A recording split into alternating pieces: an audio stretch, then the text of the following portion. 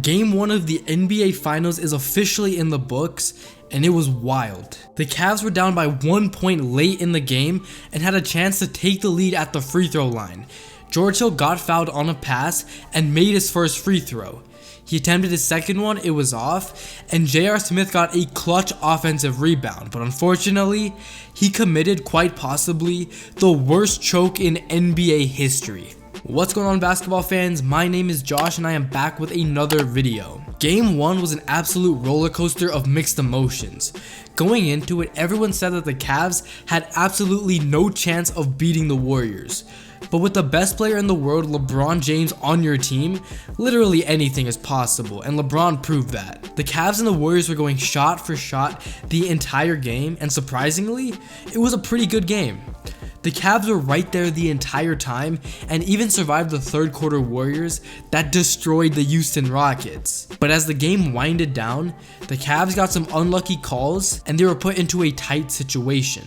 Kevin Love hit some big shots down the stretch, and obviously LeBron did his thing, putting up 51 points. But with 35 seconds left, LeBron drove to the basket and put in a pretty tough layup over Draymond Green, giving the Cavs a 106-104 lead. Steph came right back down, beat J.R. Smith off the dribble, and got fouled by Kevin Love and made the shot.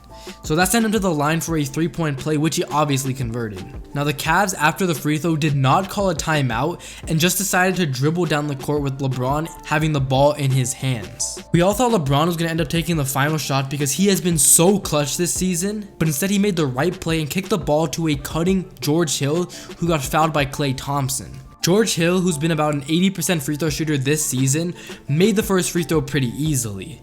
But when it came to the second free throw, with all the pressure in the world, he missed. And with 4 seconds on the clock, J.R. Smith managed to get the rebound, and instead of kicking the ball out to LeBron or calling a timeout or even putting up his own shot, he dribbled the ball all the way back to the 3-point line as time winded down. LeBron was pointing to the rim, but before he knew it, there was not enough time. He kicked the ball to George Hill.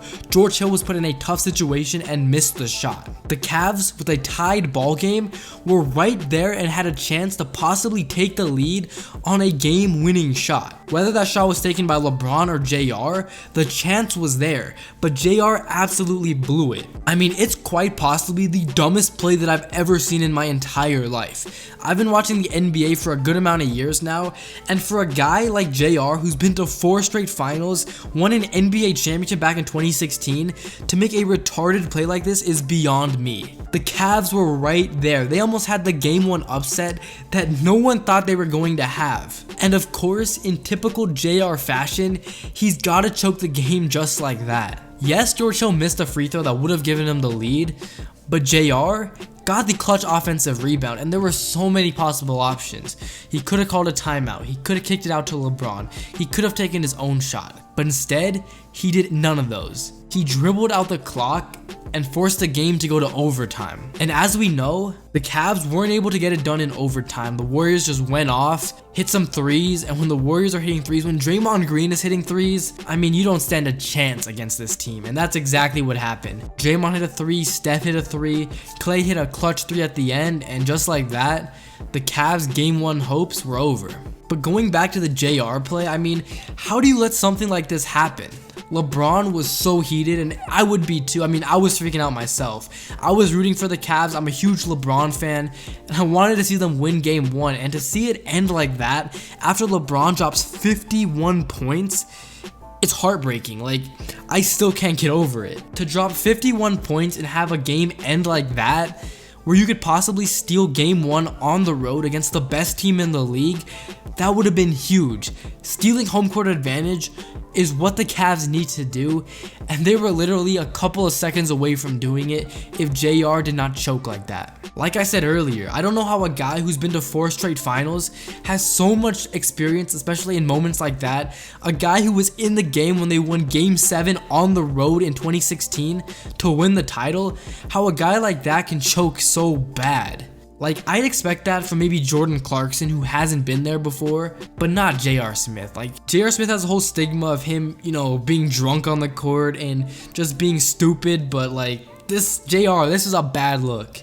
Ah man, but I'm still a little shook about it, to be honest. Like, the Cavs were right there. They had their chance, and JR just blew it. This is definitely a tough game to lose, though. I feel for LeBron, I feel for K-Love, I feel for Ty Lue. Like, to be so close to winning game one and having it end like that, that's gotta be disheartening as a competitor. And, you know, hopefully they bounce back. Hopefully they go off in game two. I mean, they played well in game one. No one expected this.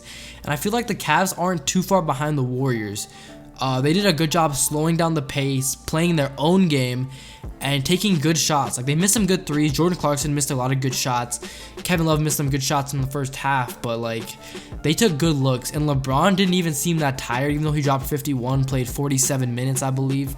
LeBron was playing with pace, a good pace, a slow pace, and it definitely worked out. So, you know, I'm not going to count the Cavs out quite yet. I feel like they still have a good chance of competing in this series, but this is a blown game. And, you know, this is probably the worst choke I've ever seen in my life, and, you know, quite possibly the worst choke in NBA history. But it's all said and done. Nothing you can do about it now. You just got to get ready for game two, get prepped for game two, and hopefully the Cavs can bounce back and try to get a W. So with that being said, I hope you guys enjoyed my thoughts on game one and JR's choke. Let me know what you thought about it in the comment section down below. Make sure you guys hit that subscribe button for more NBA videos. Also hit that like button. It really does help the channel grow. But that's it for me. Till next time, peace.